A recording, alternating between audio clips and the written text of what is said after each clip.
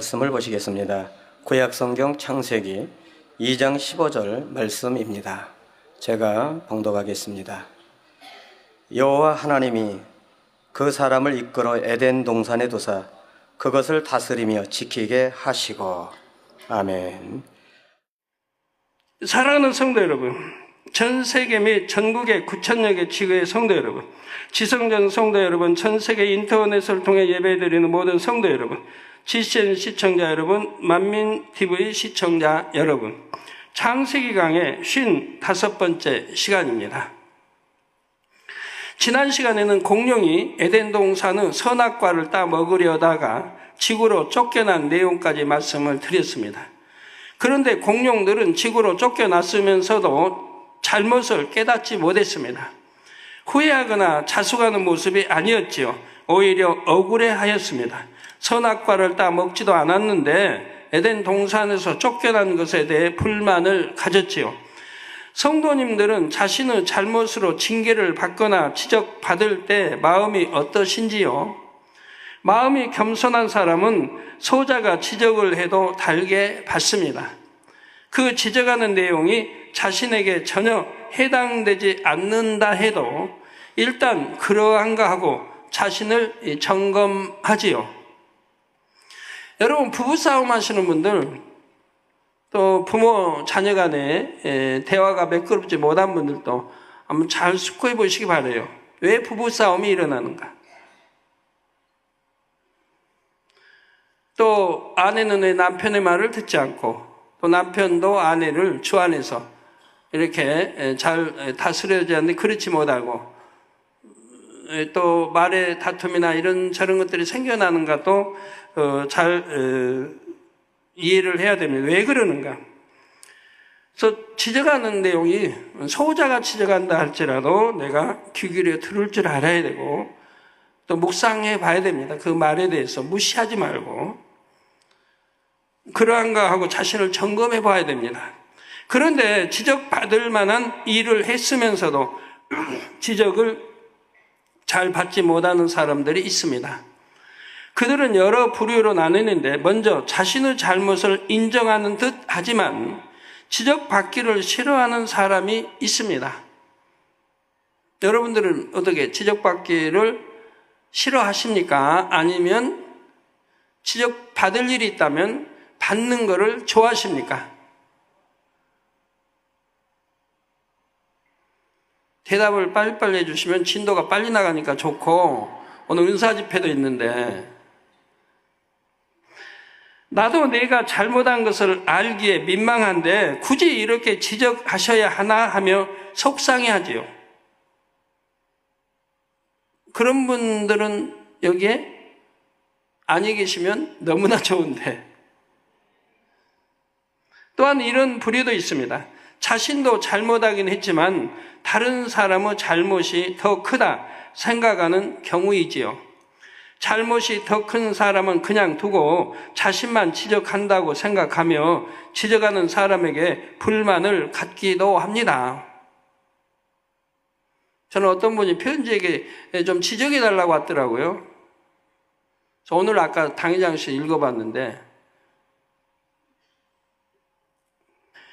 지적할 게 너무 많죠. 근데 따로 불러서 뭐 대화할 수는 없고, 아까 마침 눈에 띄는 데 있어서 지적해달라고 해서 한다고 이렇게 그냥 한 가지 했습니다만은 많은 것 중에 한 가지를 지적했어요. 근데 감사하단 말 안 나오더라고요. 그래서 내가 지적을 잘못했나? 지적해달라고 했으니까 지적해주면 감사해야 되는데 그런 표현은 없더라고요. 그래서 시간이 워낙 쫓기는 거였으니까 모르겠습니다만, 더군다나 지적받기를 원해놓고 그 지적이 내 생각과 안 맞다 해서 또 불만을 갖는 이런 경우도 없어야 되겠고요. 제가 지금 말씀드리는 건 그분이 그랬다는 거 아니고요. 우리가 그런 것이 없어야 되고 지적받기를 좋아해야 됩니다. 이외에 자신은 그럴 만한 이유가 있었는데 그것은 몰라주고 지적만 한다며 서운해하는 경우도 있습니다. 심지어 지적해 주는 말을 감정적인 말로 되받아치는 사람도 있습니다. 당신이나 잘하라고 하거나 남의 일에 상관하지 말라는 식의 말로 지적을 물리쳐버리는 경우입니다. 이런 사람은 마음이 너무나 교만한 것이지요. 예, 아까 성경의 집사님 거의 뭐 간증에도 나옵니다만 참 무용계만 그런 게 아니에요. 얼마나 선후배에게 참 심하고 텃세가 심하고 얼마나 심한 거예요. 무용계뿐이 아니에요. 연예계 다 마찬가지. 저기 뭐 체육계 다 마찬가지. 어디나 그렇습니다. 뭐 교계도 마찬가지. 저희 교회만 빼고. 정말 저희 교회는 그런 거 용납 안 돼요. 우리 선교팀 할렐루야 하면은 1기가 있고 2기 있고 3기 있고 또 곧 4기 있고 하는데 1기생이라고 해서 3기생 얕보고 우습게 보고 뭐 이렇게 절대 그런 거 없어요. 오히려 1기생은 3기생하고 나이 차이도 많이 져요. 또 앞으로 4기생. 그래도 절대로 우습게 보지 않아요. 오히려 섬겨주고 서로 도와줘요. 격려해주고 도와주고 서로 섬기는 거예요. 우리 서경의 집사님도 우리 교회에서 그런 모습을 봤기 때문에 아까 참 말씀한 거죠. 여기는 그런 거 없어요. 먼저 들어왔다고 우리 예술성교단 먼저 올해 80년대부터 들어왔는데 했다고 해서 텃세하고 이런 거 없어요. 서로가 섬겨주고 사랑해주고 포용해주고 하는 걸 볼 수가 있어요. 그런 교회가 돼야죠. 화평을 깨지 않는 교회. 그래서 교회마다 우리 지교회도 그러고 화평 깨지 않고 정말 화평한 교회. 목사님을 비롯해서 장로님, 권사님, 집사님, 성도까지 전부 화평한 교회다 하면 그 교회에 부응하지 않을 수 없습니다. 반드시 부응하게 돼 있어요. 서로 불평, 불만 없고 삐지는 거 없고 마음이 속상한 거 없고 서로가 섬기고 정말 내 몸같이 사랑한다고 하면 그 교회는 부응하게 돼 있어요. 사단이 역사할 수가 없으니까요. 우리 교회도 워낙 성도수가 많으니까 그렇게 온전히 이루기는 쉽지 않지만 그래도 이루어가고 있는 교회입니다. 초대교회 닮아가는 교회고 이루어가는 교회예요. 그래서 교회 안에서 내분이나 다툼이나 혈기나 이런 것은 정말 찾아보기 힘들죠. 제 눈으로는 본 적이 없으니까요. 지금까지 28년 동안, 9년 동안 교회 안에서 누가 혈기 내고 다투고 싸우는 모습을 저는 아직 본 적이 없어요. 교회 안에서. 그래서 남의 일에 상관하지 말라는 식의 말로 지적을 물리쳐버리는 경우입니다. 이런 사람은 마음이 너무도 교만한 것이지요. 잠언서 13장 10절에 제가 아까 교회는 없었다 하니까 아이고 당장이 몰라서 그렇지 교회도 있어요 하실지 모르지만 제가 본 바로는 없었다는 얘기예요. 저 없을 때는 있었을 수도 있겠지만 제가 본 바로는 없었다는 얘기예요. 제 앞에서 그런 적은 없으니까요. 한 번도. 잠언서 13장 10절에 교만에서는 다툼만 일어날 뿐이라 권면을 듣는 자는 지혜가 있느니라 했습니다. 저는 사택에서도요. 저희 사택 식구 참 많잖아요. 우리 사택 식구 몇 가구가 사는 거예요? 한 가구 셋, 넷, 다섯, 여섯, 일곱, 여덟, 아홉, 열한 가구가 사나? 사택에. 우리 사택에 다툼이란 건 찾아볼 수가 없습니다.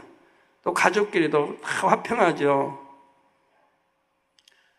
산에서 우리 기도원장님 설교 들으면서요, 개척 때, 82년 개척 때, 그냥 속상하고 하면 그냥 눌러 참고 그냥 시기, 질투 이런 거 그냥 있어가지고 힘들었다는 제가 설교를 들으면서 깜짝 놀랐어요. 왜? 제 앞에서 그런 내색한 적은 없으니까요. 시기와 질투 내색한 적은 없으니까 힘들다 한다 하고 내색한 적이 없어요. 항상 웃는 얼굴이고 했으니까. 근데 그런 모습으로 신앙생활을 했나? 정말 충격이었어요, 저는. 제 신앙생활 보면서 따라서 하지. 부부간에 실과 바늘인데 따라서 하지. 왜 못하고?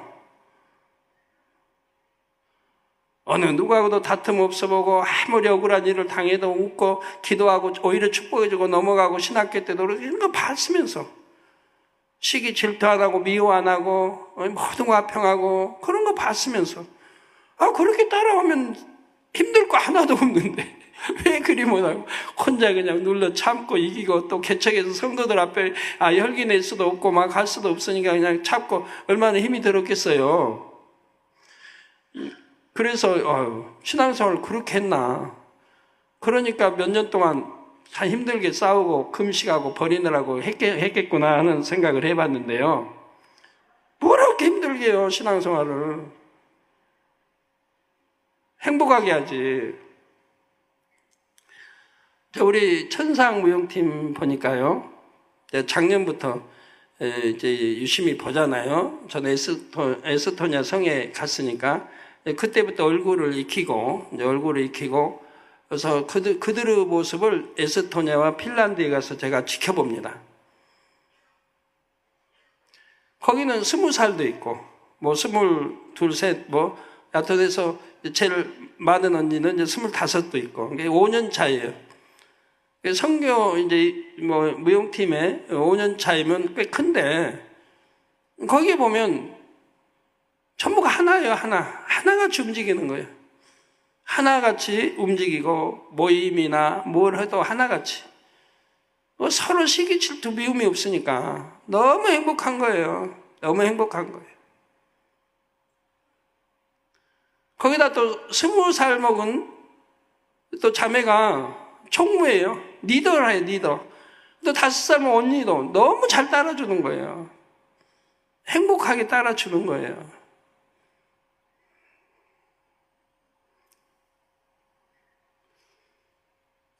그러니 기대가 되잖아요. 이런 팀이니까 기대를 하게 되죠. 하나님 사랑받을 수 있는 딸들로. 물론 우리 할렐루야도 그렇고 워십팀도 마찬가지입니다.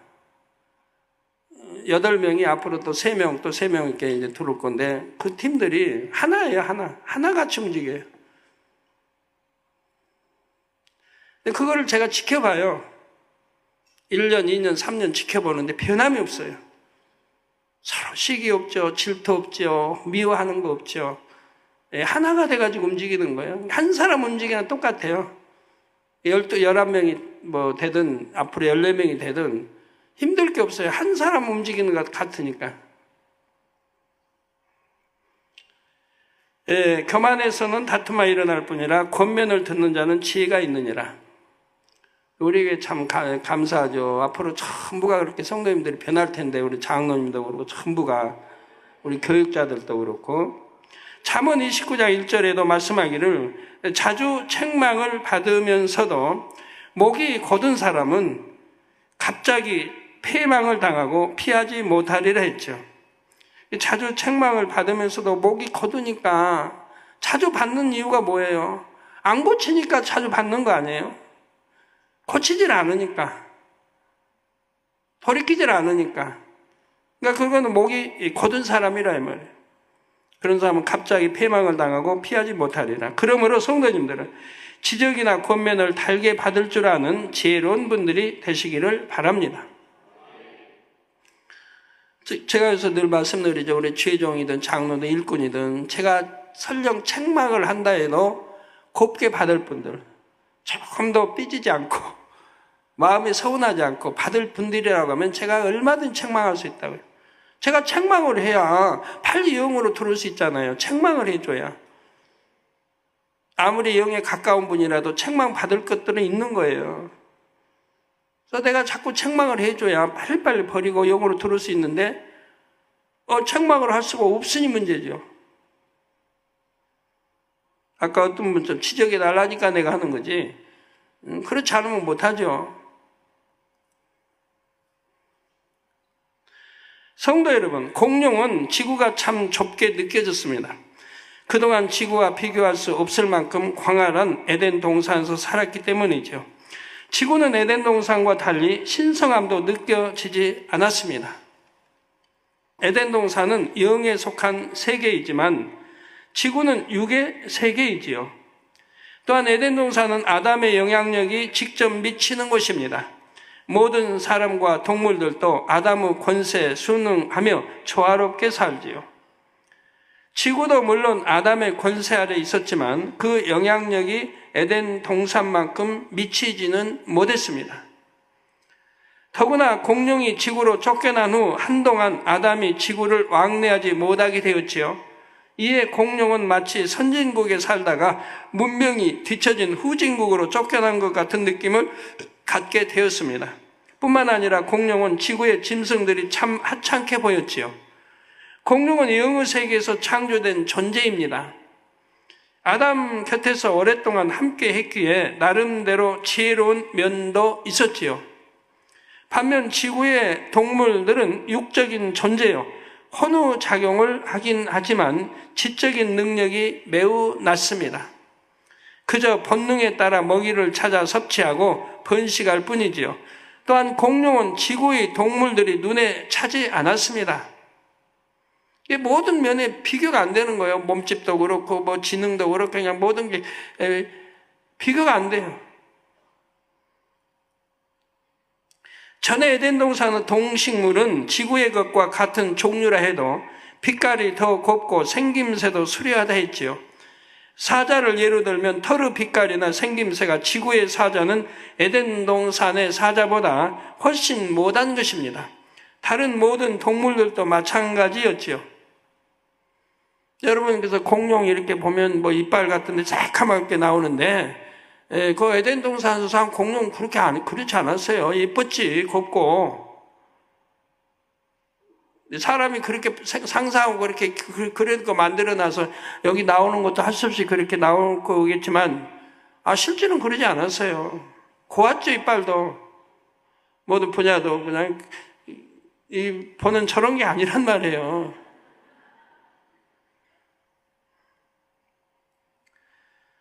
이에 공룡은 지구의 동물들을 볼품없고 하찮은 존재로 여겼습니다.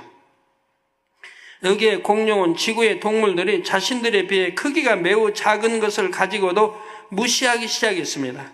에덴 동산에 있을 때에는 자신들보다 크기가 작은 동물들을 무시하지 않았지요. 그때는 악이 없었기 때문입니다. 그런데 지구로 쫓겨와 악에 물들게 되니 이제 다른 동물들이 작다는 이유로도 그들을 하찮게 여겼던 것입니다. 공룡은 이처럼 지구에 와서 눈에 보이는 모든 것을 무시했으며 존중하지 않았습니다. 반대로 자신들은 굉장히 뛰어난 존재라는 우월의식을 갖게 되었지요. 공룡들은 이런 우월의식으로 인해 자신들이 지구를 지배하는 왕이요 신과 같은 존재라고 여기기에 이릅니다. 우리가 힘과 지혜로 지구의 모든 것 위에 군림할 수 있다.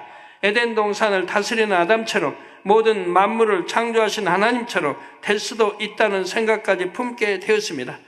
물론 공룡은 이 지구의 동물들과 달라서 그만큼 또 지능이 있었다 이 말이에요.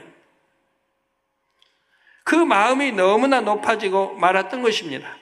지구로 내쫓긴 공룡의 상태를 종합해 보면 먼저는 심히도 억울한 감정이 있었고 여기에 너무나 지나친 우월감이 가득했지요. 공룡들이 이렇게 악한 생각과 감정을 어떤 제재도 없이 품고 발산하게 된 이유는 육의 공간인 지구에 있었기 때문입니다. 공룡은 이미 사단의 역사를 받은 상태에서 지구로 내쫓겼지요. 그런 공룡이 육의 공간인 지구에 있으니 사단과 마귀가 역사하기는 더 쉬운 것입니다. 더구나 공룡은 회개하고 자숙하기보다는 억울해했고 우월의식으로 교만해졌습니다. 다른 동물들은 안중에도 없었지요. 완전히 사단의 밥이 되었습니다. 이게 교만하면 사단의 밥이 되는 거예요. 사단의 조종을 받고요. 그런데도 본인은 모르는 거예요, 그건. 사단이 내가 사단이다, 내가 너 조종한다 한다고 해봐요. 그럼 정신 바짝 차리고 물리칠 거 아니에요? 사단이 눈에 보이는 것도 아니고.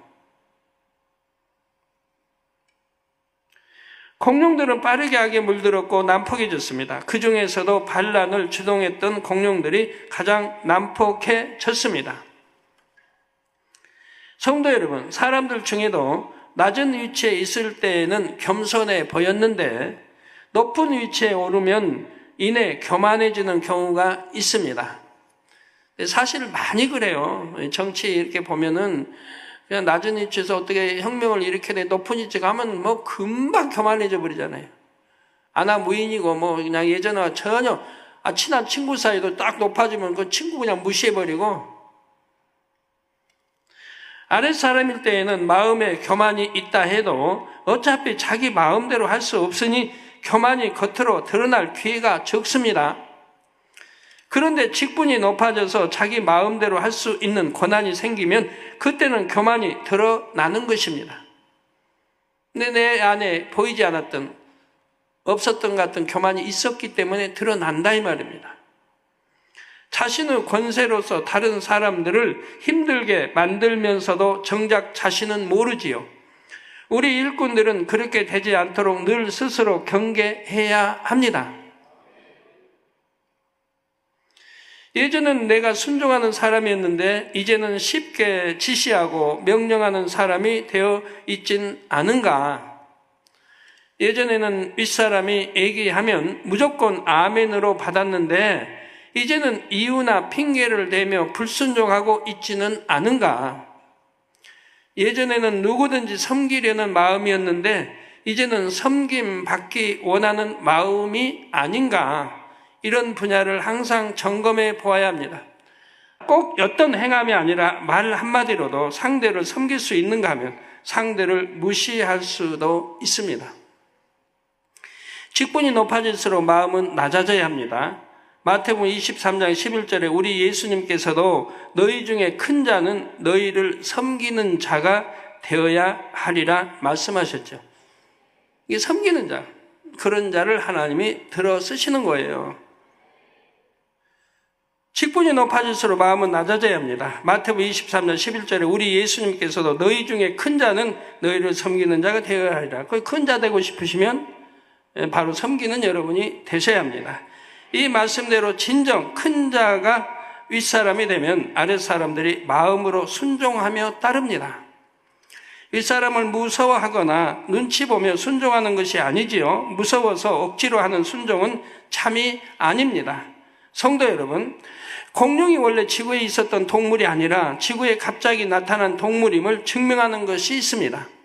바로 공룡 화석들이지요. 여러분, 이 공룡 들으시면서 의문점 가지면 설마 우리 학교에서는 이렇게 배웠는데 이거 전혀 안 맞다. 학교에서 배운 거하고 내 지식하고 배운 지식하고 너무 안 맞다. 또 어떻게 지구가 아닌 에덴 동산 오고 이렇게 혹여 이렇게 생각하시는 분들이 있다면 설명을 잘 들어보시고 깨우쳐 보시기 바라요. 과연 그러한가 그러하지 아니한가. 자, 공룡의 화석들, 세계적으로 발견된 공룡 화석들을 보면 공룡이 생존 시에 한데 모여 살았음을 알 수가 있습니다. 이 지구상 어디에나 공룡 화석들이 발견되다 보면 한 곳에 모여 살았다 이 말이에요.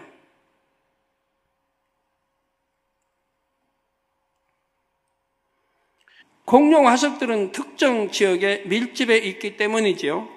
예를 들어 캐나다 엘버타 주에서는 여러 종류의 공룡 화석이 다량 발견됐습니다. 그 중에는 새끼부터 다 큰 공룡까지 다양한 크기를 보이는 300마리의 단일종 공룡 화석이 산출되기도 했지요. 그 거대한 공룡들이 300마리가 밀집해 살았다 이 말이에요. 또한 미국 몬태나주 공룡 알산 지역에서도 엄청난 양의 공룡 화석이 발견됐습니다. 그 중에서 어떤 종류의 공룡 화석은 2km 이내에서 약 1만 개나 발견됐죠. 2km, 1000m, 2000m, 2000m 내에서 약 1만 개나 발견됐어요.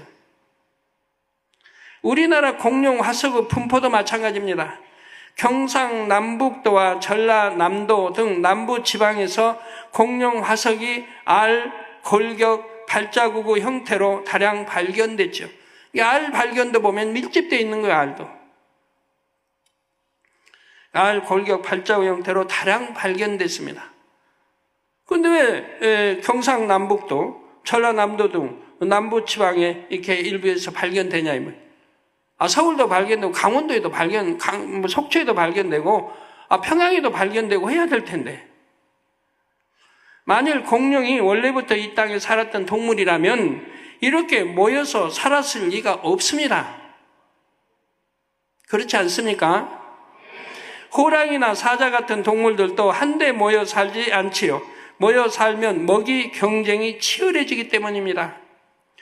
현재 지구상에 살고 있는 호랑이의 개체수와 서식 면적을 계산해 보면 서울 면적의 3분의 2인 422제곱킬로미터에 4마리가 산다는 결론이 나옵니다.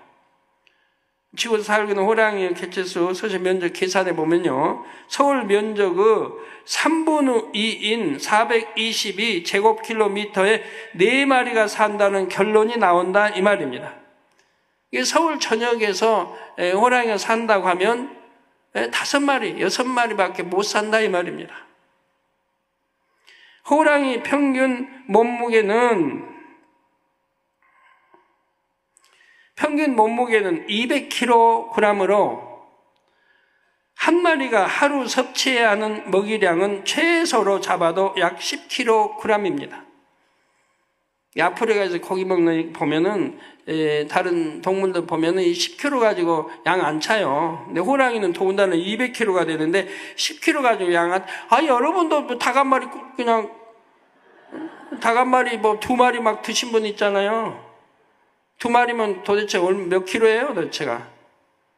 잘 드신 분은 뭐 2마리 이렇게 그냥 하루에 뭐 점심때 만약 2마리 줘봐야 먹을 수 있고, 또 저녁에 좀 또 먹고, 밤늦게 좀 또 먹고, 그거 몇 킬로예요, 그거만 해도. 저는, 누가 닭 이제 사주고 그렇게 이렇게 하면요, 물론 사오지 말라는 데서 사오면은 딱 다리 하나 먹습니다. 다리 하나 먹으면 만족해요.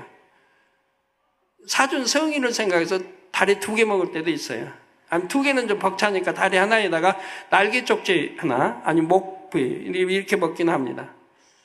2개 이상 먹는 경우는 극히 드물어요. 근데 어떤 사람은 닭 한 마리 가지고 부족해가지고 2마리 꿀꺽 한 끼에. 자, 초식 동물인 코끼리의 경우 평균 몸무게가 5톤이며 일일 최소 먹이 섭취량이 185kg이라고 합니다. 초식 동물이나 육식 동물이나 자기 체중의 3 내지 5%에 달하는 먹이를 매일 먹어야 하지요.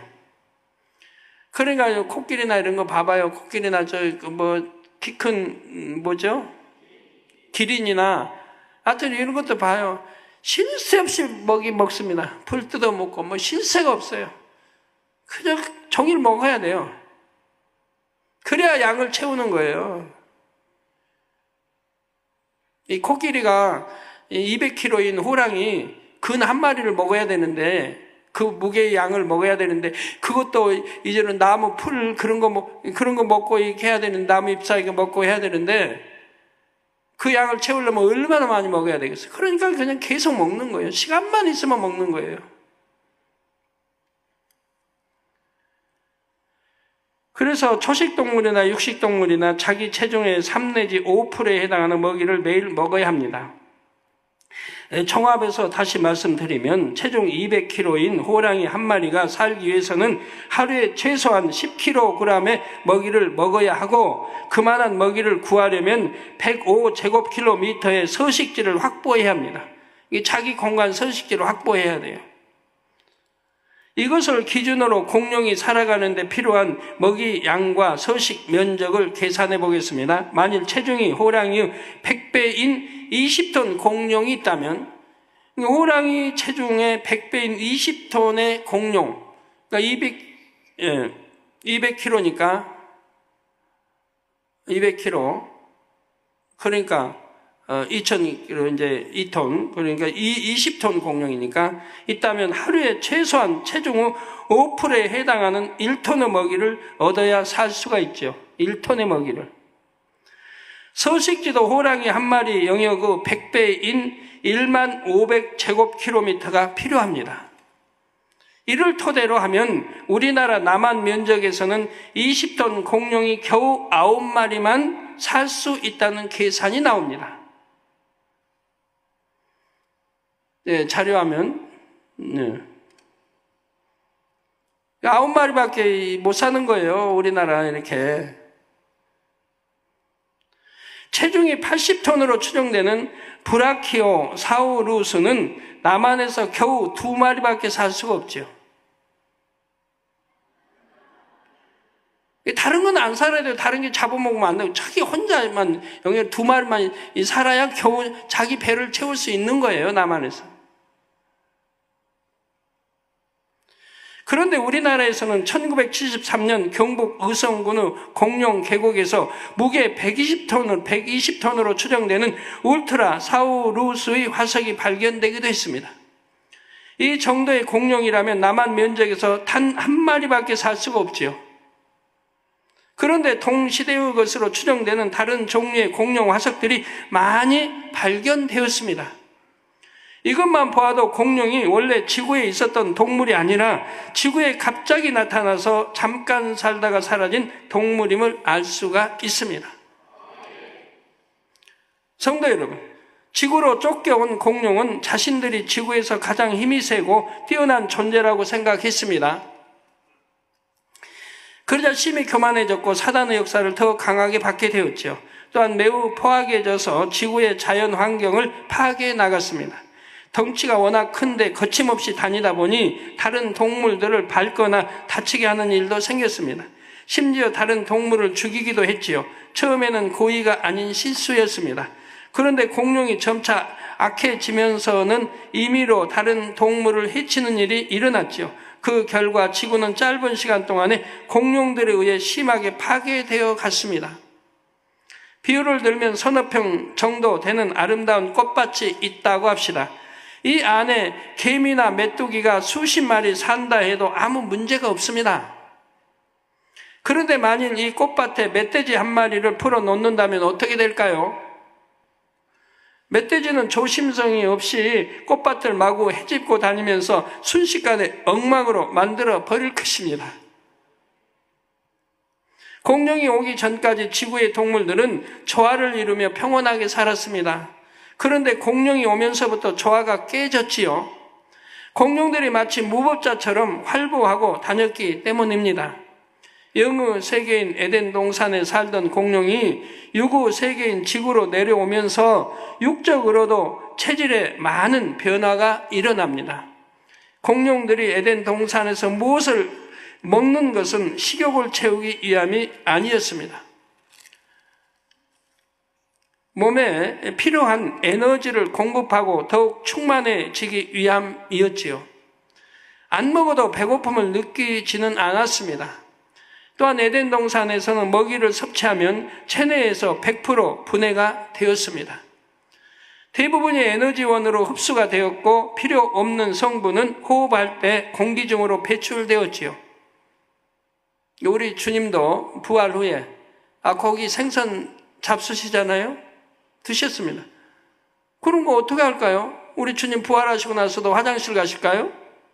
아니잖아요. 그러니까 성경에 기록해 놨어요. 호흡하신 걸. 호흡을 통해 분해돼 나가버리는 거예요. 변으로 남는 게 아니고 부활체니까. 그러니까 천국은 화장실 같은 거 없어요. 있으면 거기도 냄새 나고 지저분할 거 아니에요. 없어요, 그런 거. 그냥 얼마나 좋아요. 천국은 화장실 안 가도 좋지. 매일같이 뭐 사우나 안 해도 좋고 목욕 안 해도 좋고 먼지 같은 거 하나도 없어졌고 냄새 나는 거 없고 발냄새 날 일도 없고 땀나서 그냥 여름에 발냄새 날리고 더워서 충만 추워서 충만 영하 이게 20도로 15도로 내려가니까 충만 바람 불어 충만 15도로 내려가면 또 바람까지 불면은 뭐 체감 뭐 온도는 뭐 25도니 막 그래요. 이래도 충만 저래도 충만 비만이 와서 충만 안 와서 충만 천국은 그런 거 없으니 얼마나 행복하겠어요. 그런 거 하나만 생각해도. 그런데 이 땅에 내려온 후로는 이 땅의 동물들처럼 무엇을 먹으면 배설을 해야 했죠. 공룡이 지구에 온 후로 배설하기 시작했다면 에덴 동산에 있을 때는 공룡의 몸에 배설 기관이 있었을까요? 없었을까요? 하나님께서는 앞으로 될 일을 미리 아시고 처음부터 배설기관을 만들어 놓으셨습니다. 에덴 동산에서는 배설할 필요가 없기에 그 기능을 하지 않다가 지구에 온 후로 기능하기 시작했습니다. 소화기관도 마찬가지입니다. 공룡은 에덴 동산에서 채식만 했지요. 그런데 일부는 지구에 온 후로 육식도 했습니다.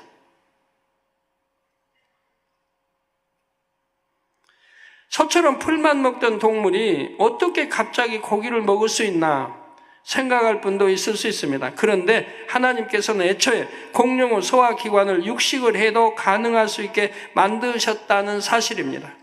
참고로 발견된 공룡 화석 중 3 내지 5%만 육식 공룡의 화석으로 추정하지요. 95% 이상이 초식 공룡의 화석입니다. 따라서 공룡이 지구로 쫓겨난 후 아주 일부만 육식 공룡이 되었던 것을 알 수가 있습니다. 공룡 중 일부는 어떻게 육식을 하게 된 것일까요? 공룡들이 유구 차원인 지구에 떨어지자 배고픔을 몹시 느끼게 되었습니다. 그 큰 덩치를 유지하기 위해서는 막대한 양의 먹이를 먹어야 했지요. 보이는 대로 과일이나 풀을 뜯어 먹었지만 에덴 동산과 달리 만족스럽지가 못했지요. 먹어도 허기를 채우기 어려웠습니다. 에덴 동산에서 양질의 과일을 먹었던 공룡이기에 지구의 먹잇감에 양이 차지 않았던 것입니다. 그러던 중 공룡 중에서 어떤 종류는 실수로 지구의 동물들을 죽였고 피냄새를 맡게 되었지요. 허기진 상태에서 피냄새를 맡은 공룡들은 급기야 그 고기를 먹기도 했던 것입니다. 이렇게 하여 육식 공룡이 생겨났습니다. 이게 배고픔을 느끼는 거예요, 이제. 거기에서는 배고픔을 느끼질 못하니까. 또 먹을 거 뭐 얼마든지 있고, 조금 먹어도, 소량 조금 먹어도, 나 이제 전혀 배고프다든가 힘이 없다든가 이런 게 없어요. 여러분, 우주 여행하는 사람들 보면, 밥을 얼마 먹어요? 그냥 알 만들어서 조금 하나 먹으면 되는 거예요. 예? 그럼 그 안에 영양분이 다 있어가지고 조금 알 하나 먹으면 돼요. 그와 같이 에덴 동산은 그렇게 살았어요. 근데 이 육의 세계에 오니까 전혀 달라지더라고요. 배고픔을 느끼는 거예요, 이것들이. 그래서 이제 먹이 사슬 다툼이 생기고 포악해지는 건 포악해지고 피냄새를 맡으니까 이제 이렇게 육식으로 순간에 변해버리는 이렇게 생겨나는 거지요. 그 결과 지구에는 영육 간의 질서가 파괴되기 시작했습니다. 공룡은 지구의 환경을 훼손함으로써 유구 자연 질서를 파괴했고 동물들을 멸시하고 해침으로써 하나님의 창조 질서를 어그러뜨린 것입니다. 공룡들은 시간이 지날수록 더 많은 동물들을 함부로 죽였고 배를 채우기 위해 과일과 풀들을 엄청난 속도로 먹어 치웠습니다. 그대로 놓아두면 과일나무나 풀 종류가 멸종될 수 있는 상황이 되었지요. 이것이 과연 가능한 상황인지 비유해서 설명하겠습니다.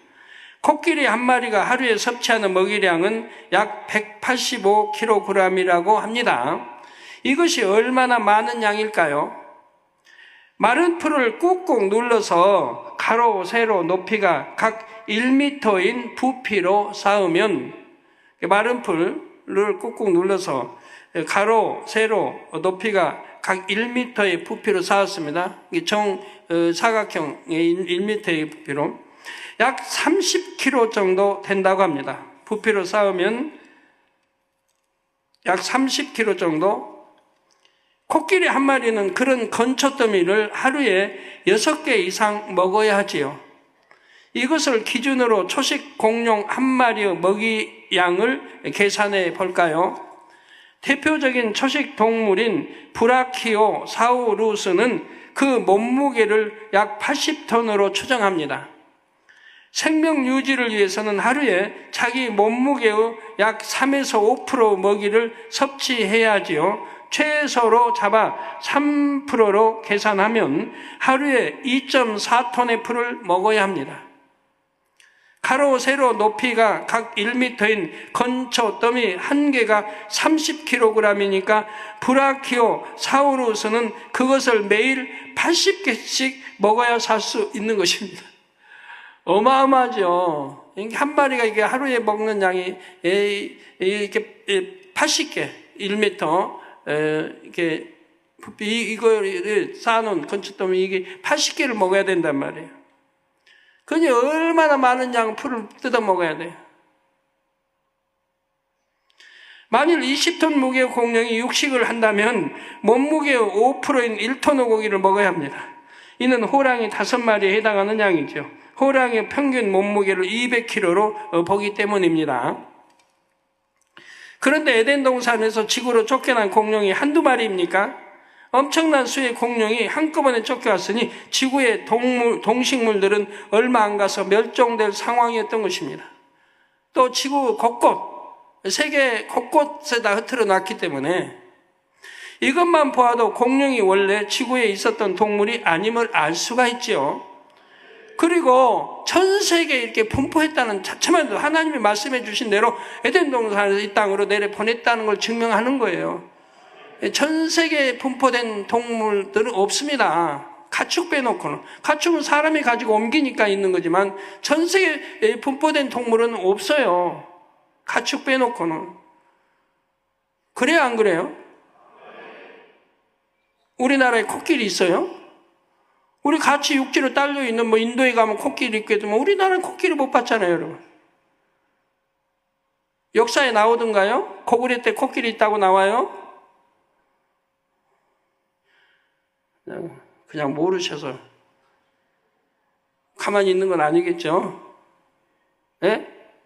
없죠? 뱀같이 키워다니는 그런 것도 물에서 살고 하는 것도 전 세계에 없어요. 없는 데는 없어요. 전에 그 미국 영토 괌에 없어요. 지금은 있지만 괌에 하나도 없었는데 전쟁 시에 뱀을 갖다 수송해서 흩어져 놨대요. 그래가지고 뱀이 있대요. 괌. 전에는 없었는데 2차 대전 전에는 없었는데 미국이나 중남미 있는 짐승이 이쪽에 없는 거 많잖아요. 또 아프리카나 이쪽에 있는 사는 것들이 중남미에 없는 거 대부분 없잖아요. 또. 그런데 이 거대한 공룡만은 왜 전 세계에 분포되어 있느냐 이 말이에요. 이거 하나만 봐도 우리 지식 있는 사람들, 이런 거 연구하는 사람들이 뭔가 생각해 봐야 할 거 아니에요? 제 설교가 이제 앞으로 쭉 퍼져가지고 이런 게 전부 퍼져나가면 아마 이 연구할 사람들이 많겠고 감탄할 사람들이 많겠죠. 앞으로. 그렇구나. 감탄할 사람들이 많이 나올 거 아니에요? 지난주인가요? 2주 전인가? 3주 전인가? 제가 산에 올라가기 전인가? 3주 전인가요? 아니, 모르겠네. 언젠가 여하튼 SBS에서 UFO에 대해서 한다고 누가 비서실에서 알려줘가지고 그래서 얼른 거의 봤는데 UFO SBS에서 이렇게 이제 나오는 거 봤는데 SBS 맞죠? 예. 네. UFO 인정해요. 없다 안 해요. 인정해요.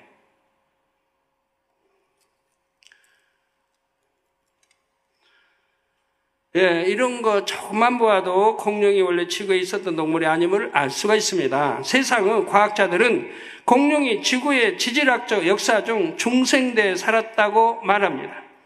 중생대는 지금으로부터 약 2억 5천만 년 전에서 6,500만 년까지의 시기이죠. 과학자들은 공룡이 중생대가 시작될 때 지구에 갑자기 등장했고 약 1억 6천만 년 동안 살다가 갑자기 멸종됐다고 주장하죠. 이게 40일이 아닌 100년이 아닌 1000년이 아닌 10,000년도 아닌 1억 6천만 년 동안을 살았다 이 말이에요. 지금 뭘 먹고 살았을까요 도대체? 뭘 먹고 살고 왜 그러면 전 세계에서 분포돼 살지 집중을 이렇게 있는 곳들만 모여서 살았을까요? 그 거대한 짐승들이 왜 알도 왜 모여서 집단으로 알이 나올까요? 화석이 생각해봐요. 여러분 얼마나 맞지 않는가? 왜 이런 거를 생각 못하는지 그 연구하는 사람들이 엉뚱한 데 포커스 맞춰가지고 해 가니까 답을 못 찾는 거예요, 이렇게. 그러나 앞서 먹이 섭취량만 계산해 보아도 공룡이 그렇게 오랜 기간 지구에 사는 것은 불가능하지요. 100년간 산다 해도 불가능합니다. 뭘 먹고 살아요? 다 멸종해 버릴 텐데. 공룡 입으로 다 들어갈 거니까 이 땅에 있는 짐승은 그냥 크건 적건 공룡 입으로 다 들어가 버릴 거 아니에요. 그래요, 안 그래요? 100년? 아니 1년만 산다고 해봐요. 1년만 먹고 산다고 해봐요. 1년 동안 다 먹으면 공룡 입으로 다 들어가 버리지. 그럼 나중에 어떻게 해요? 자기들끼리 싸워서 먹고 사는 거죠. 자기들끼리. 그러다 보면 자기들끼리 결국 멸종하죠. 있을 수 없는 일인 거예요.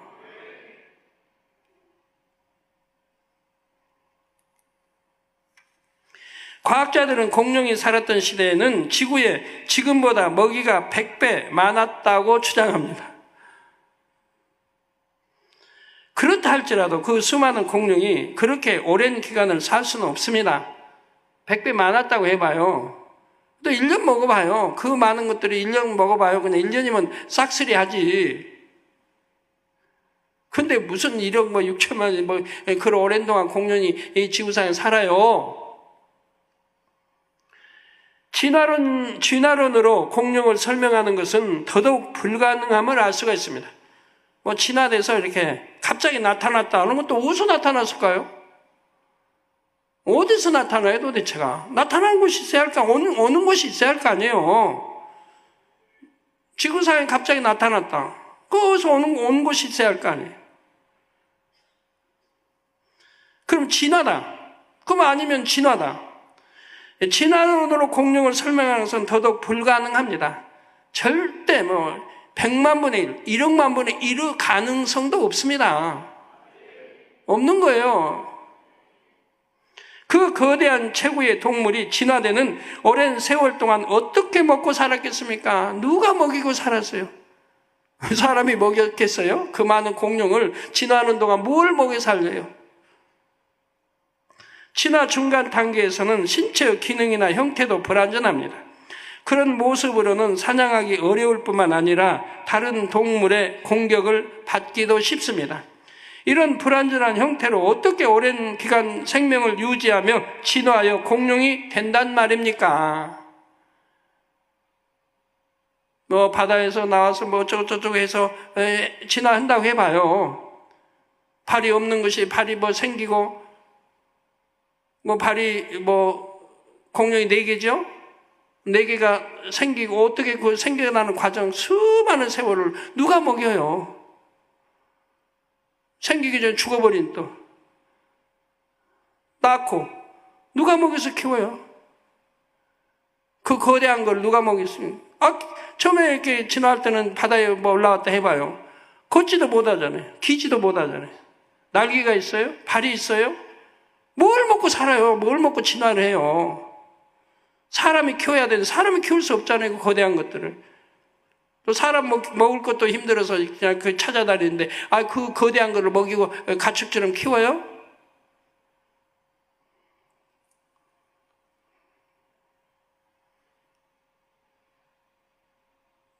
그 4발이 어떻게 해가지고 4발이 또 생기고 그리고 그것이 어떻게 해서 또 날개가 생기고 그리고 날고 그 많은 세월 진화가 어떻게 진화해서 그렇게 되냐 말입니다. 그 말도 안 되는 소리를. 모든 거 나르는 짐승도 말도 안 돼. 진화했다는 건 말도 안 되는 거예요. 크든 적든 간에. 가령 진화론이 옳다면 중생대 엄청난 수의 공룡이 등장하기 위해서는 공룡의 전 단계의 동물들, 진화의 중간 단계 형태를 가진 공룡들이 있어야 하지요. 그 숫자도 온전한 공룡의 수보다 훨씬 더 많아야 합니다.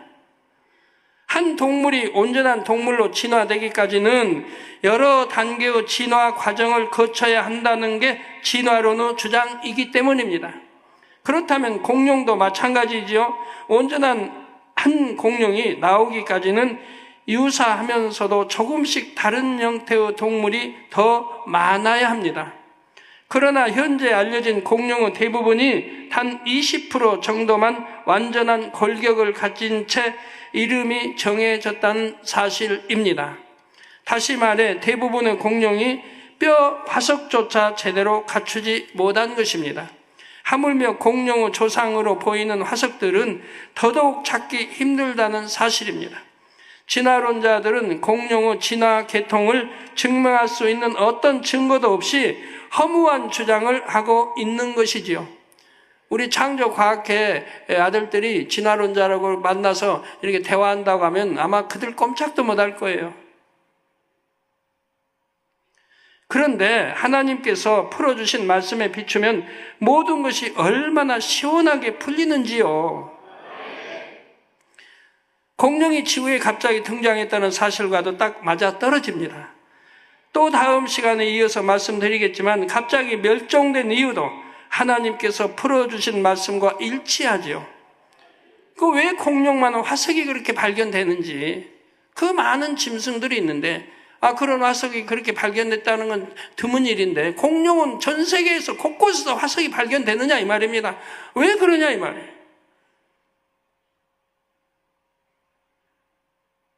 짐승의 화석이 우리나라에 어디서 발견됐다는 거 저 들어본 일 없고, 코끼리든 하여튼 그 많은 화석 발견하기도 힘드는데 공룡 화석만은 전 세계 곳곳에서 발견이 되고 있다 이 말이에요. 많은 양의 공룡 화석이.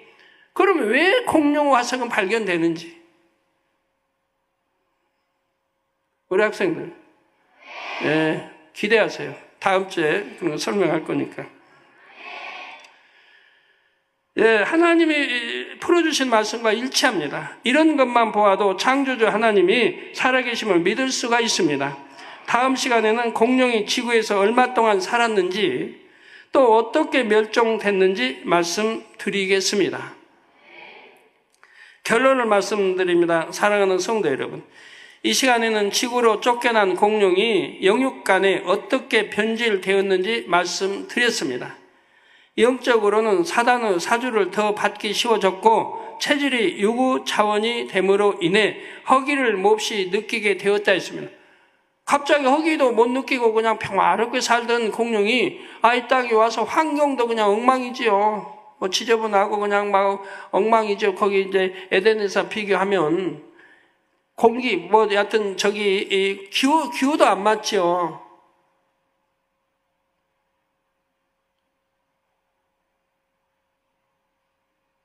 거기다 막 육으로 돌아오니까 허기가 지죠. 소화기관 이런 것들이 필요 없었는, 그냥 형태만 있지 필요 없는 것들이 이제 막 소화 이장 먹어야 되고 채워야 되고 운동해야 되고 또 창자를 통해 나가고 배설해야 됩니다. 그러니까 막 들어오라고 그래요, 배에서. 전에는 그냥 조금만 냄새만 맡아도 그냥 충만하고 기분 좋았던 것들이 이제는 막 위장에서 막 들어오라 하는 거예요. 못 견디겠는 거예요. 계속 먹어야 되는데 먹을 것도 없잖아요. 또 무리지어서 그냥 내려와서 나이해야 되는데 서로. 그러니까 순간에 포악한 공룡들이 나오는 거예요. 피맛을 보고 발에 밟히고 죽고 피맛을 보니까 그냥 순간에 변하는 거예요. 배가 고프니까. 여러분 사람도 그래요. 역사에 보면 하여튼 배가 너무너무 고파가지고 자기 자식을 잡아먹어요. 성경에도 나오잖아요. 배가 고프니까 전쟁 때 먹을 게 없으니까 자기 자식을 잡아먹고 자기 자식을 파는 거예요. 그런 게 많이 나와요, 역사에도. 중국 역사에도 나오고, 전에 여기저기 역사에도 나오고, 펄벅 소설에도 보면 사람 잡아먹는 게 하면 나오죠? 펄벅이 뭡니까? 펄벅, 돼지. 제 기억에는 옛날에 읽었을 때 거기 사람 잡아먹는 게 나오는 것 같아요. 저기도 나오죠. 하여튼 중국 소설에 그런 거 보면 사람 잡아가지고 그런 게 나와요. 너무 배가 고파가지고 자기 자식을 잡아먹는 거예요. 이 배가 고프면 이렇게 포악해진다 이 말이에요. 그래서 세상에 봐요. 왜 이렇게 자꾸 포악해져요? 왜 젊은이들이 포악해져요? 세상은 육으로 발달하고 뭐 구경할 거 많고 뭐 그냥 난잡한 별게 다 있는데 이거 아무리 좋아도 뭐 하나의 그림의 떡이에요. 그림의 떡? 하여튼 그냥 보기 아무리 좋아도 취할 수가 없는 거예요. 어떻게 해야 취해요? 돈 있어야 취하죠. 그러니까 변하는 거예요. 도적질을 하고 때리고 뺏고 어찌하든 사기치고 하는 거예요. 그래야 환락에 할 수 있고 뭐 분야가 다 그러는 거예요. 그런 거 하는 거예요. 그건 점점 포악해지는 거예요. 남의 주머니 훔치고 때리고. 근데 짐승 생각하면 짐승은 더군다나 막 호기지고 배가 고프니까 막 뺏어 먹기도 하고 싸우기도 하고 해야 되고 그러니까 살생이라는 게 나오는 거죠. 초식동물이었는데도. 그러니까 극히 일부가 짧은 동안에 이렇게 변한 거죠. 대부분은 그냥 초식이었는데 이 초식도 엄청 많은 양을 그들이 그냥 집단으로 이렇게 해서 먹으니까 없는 거예요, 먹을 게. 그것도. 자, 빛으로 돌린 영의 공간인 에덴 동산에 있을 때와 유구 공간인 지구에 있을 때의 차이가 이렇게 많이 났던 것입니다. 성도님들은 유구 공간에 발을 딛고 살지만 성령의 도우심을 받으면 얼마든지 영의 차원에서 살아갈 수가 있습니다. 영의 차원. 여러분, 산에서 보니까 기도 원장님 단일체라 인도하면서 얼굴 자랑 많이 하던데 왜 산에서 이렇게 산에서 봐도요 화상 얼굴이 참 옛날 얼굴이 아니다 싶어요. 정말 많이 기도 원장이 말씀한 대로 참 많이 얼굴이 깨끗 피부도 그렇고 고와지고 더 젊어지고 원장님 말씀대로 회춘 많이 했구나. 근데 어젠가요? 또 이렇게 보여주더라고요. 피부까지 보여주더라고요. 내 피부가 얼마나 매끈한지. 좀 매끈매끈해요. 피부도 그렇지. 주름도 없었지. 얼굴도 고와졌지. 얼마나 많이 회춘했어요. 되잖아요, 그렇게. 되는 거예요. 안 되는 거 말하는 거 아니에요. 되는 거예요. 영으로 들어가면, 또 원영으로 들어가면, 들어가는 만큼 변화되게 돼 있는 거예요. 영으로 들어가니까 영의 몸으로 바뀌는 거예요. 속기관도 그러는 거예요. 바뀌는 거예요. 그러니까 아플 이유가 없는 것이고, 건강하게 되는 것이고, 또 외부에 침투해 넣었던 질병균들도 영이기 때문에 그걸 막을 힘들이 있는 거예요. 그만큼 능력으로 입혀있기 때문에 힘들이 있는 거예요. 예.